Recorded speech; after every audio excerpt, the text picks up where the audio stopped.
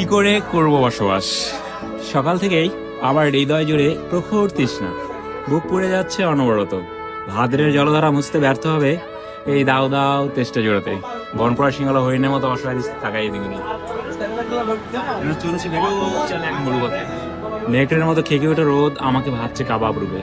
দু চোখে ক্ষুধার্ত পশুর জটর জ্বালা, পথে পড়ে তার ঘোড়ার কঙ্কাল, দুঃখ গাছের ডালে ঝুলন্ত বিজয় সাপ, বাড়িতে লুণ্ঠিত পুরো রক্ত চিহ্নময় পোশাক, আর অতিকায় মরু কাকড়া আমাকে ভয় দেখাচ্ছে। হোঁচট খেয়ে বারবার বাড়িতে মুখ তুলতে করি। আমার চোখের তৃষ্ণা আর বুকের তৃষ্ণা এক জায়গায় আর্তনাদ করে মরা নদীর মতো।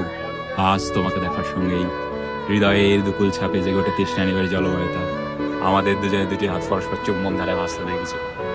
আমার মুখে আনন্দ সে ঝাপটা দেখতে মুগ্ধ হলে কয়েক মিনিট পরেই আমার মুখে বিষণ্ণতার উকিঝুঁকি দেখে তোমাকে তোমাকে স্পর্শ করে মন খারাপের নীলাভ আঙ্গুল।